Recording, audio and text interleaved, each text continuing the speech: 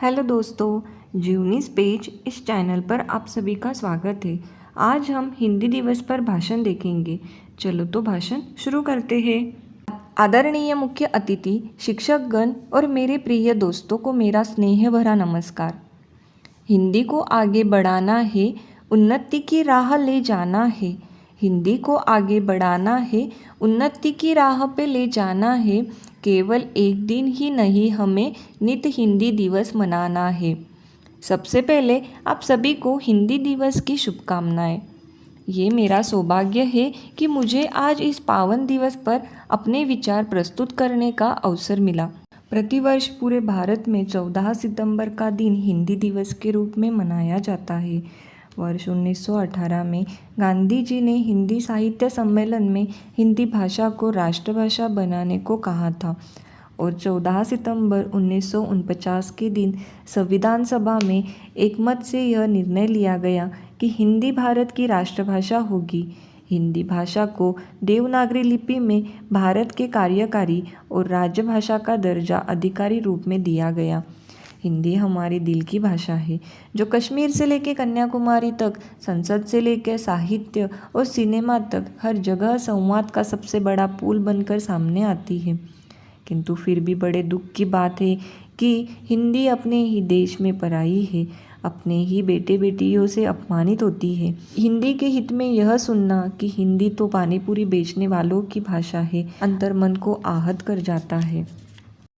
साल 1899 में एक अमेरिकन व्यक्ति ने हमारे ज्ञान परंपरा के शिखर पुरुष स्वामी विवेकानंद जी से पूछा, how are you Swami ji? Swami ji ने उत्तर दिया, मैं अच्छा हूँ। उस अमेरिकन को लगा स्वामी जी को अंग्रेजी नहीं आती होगी, इसलिए हिंदी में जवाब दे रहे हैं। पर उस अमेरिकन को थोड़ी थोड़ी हिंदी आती थी, तो उसने अगला सवाल हिंदी में पूछा, भारत से यहाँ आकर कैसा लग रहा है? इस बार स्वामी जी ने अंग्रेजी में जवाब दिया, I am feeling good, your country is beautiful. तभी अमेरिकन व्यक्ति ने कहा, मैंने आपसे अंग्रेजी में सवाल किया, तब आपने हिंदी में जवाब दिया, और जब मैंने आपको हिंदी में सवाल किया तो आपने अंग्रेजी में उत्तर दिया। ये क्या पहेली है? स्वामी जी मुस्कुराए और बोले, जब तुमने अपने मातृभाषा में सवाल किया तब मैंने अपने मातृभाषा में जवाब दिया, पर जब तुमने मेरी मातृभाषा का सम्मान करते हुए हिंदी में प्रश्न पूछा तब मैंने आपके मातृभाषा का सम्मान करते हुए अंग्रेजी में उत्तर दिया। 123 साल हो गए इस बात को, लेकिन स्वामी जी की बात को हम आज तक नहीं समझ पाए। हम नहीं समझ पाए कि ऊंची राजनीतियों का पहला षड्यंत्र यही है कि हमें टुकड़ों में बांट दिया जाए, कभी जाति के नाम पर, कभी क्षेत्र के नाम पर, तो कभी भाषा के नाम पर। अब हमें यह तय करना है कि राजनीति की नीति स्वार्थ के भीड़ चढ़ जाए या अपने इस भूल को सुधारेंगे, हिंदी के इतिहास में नई क्रांति लाएंगे। आज मुझे क्रांति पिता स्वामी दयानंद सरस्वती जी का एक कथन याद आ रहा है, भूल करना बुरा नहीं है, भूल करते रहना बुरा है। जाने अनजाने में मैं और आप भाषा के नाम पर बंटने की भूल करते आ रहे हैं। हमारा देश विभिन्न भाषाओं और बोलियों का देश है, विभिन्नता में भी एकता का प्रतीक रहा है। फिर भाषा और बोलियों के नाम पर देश क्यों बटा?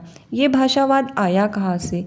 तो आइए जानते हैं ये भूल शुरू कहाँ से हुई, ये बंटवारे की नीति क्या थी, इसकी योजना क्या थी। तो यूं ही कहे कि यह षड्यंत्र शुरू कहाँ से हुआ। तुम्हारी भाषा छोटी और मेरी बड़ी, एक वाक्य भाषा विवाद की जड़ है। भाषा केवल कम्युनिकेशन का माध्यम नहीं, हर भाषा के तार उसके संस्कृति, साहित्य और इतिहास से भी जुड़ते हैं। जैसे ही हमने किसी भाषा को छोटा कहा तो उसके साथ जुड़ी संस्कृति, साहित्य और इतिहास को भी छोटा कह दिया। हिंदी की तुलना में अंग्रेजी को श्रेष्ठ बनाने वालों से मेरा यही निवेदन है कि हिंदी, तेलुगु, मराठी के नाम पर हमें मत बांटिए। 1952-53 में श्री रामलू एक गांधीवादी नेता थे। 1952 में उन्होंने तेलुगु भाषियों के लिए एक अलग राज्य बनाने को लेकर आमरण अनशन किया। अनशन के 56वें दिन उनकी मृत्यु हो गई। पंडित जवाहरलाल नेहरू घबरा गए, उनको झुकना पड़ा। 1953 में भाषा के आधार पर भारत का पहला राज्य बना आंध्र प्रदेश। और इसके बाद भाषा के ही नाम पर एक के बाद एक कई राज्य बनते गए, जैसे महाराष्ट्र, गुजरात, पंजाब, हरियाणा, मेघालय, त्रिपुरा इत्यादि। देश जितना भाषाओं के नाम पर बढ़ता जा रहा है, भाषाओं के बीच, समाज के बीच मनुष्य और क्षेत्रवाद उतना ही बढ़ता जा रहा है।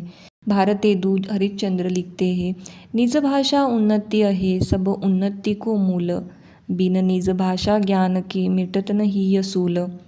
अंग्रेजी पढ़ी के यद्यपि सब गुण होत प्रवीण, पै निज भाषा ज्ञान बिन रहत हीन के हीन। भाषाएं या माताएं छोटी या बड़ी नहीं होती, माताएं केवल सम्माननीय होती है। हिंदी हिंदुस्तान की भाषा नहीं, हिंदुस्तान की पहचान है। आज के आधुनिक युग में हमें अंग्रेजी भाषा भी सीखनी चाहिए, ज़रूरी है, लेकिन हमें अपनी मातृभाषा हिंदी को कभी नहीं भूलना चाहिए। हर कण में बसी है हिंदी, हर कण में बसी है हिंदी, मेरा मान है हिंदी, मेरी शान है हिंदी। इसी के साथ आप सभी को एक बार फिर से हिंदी दिवस की शुभकामनाएं। जय हिंद, जय भारत।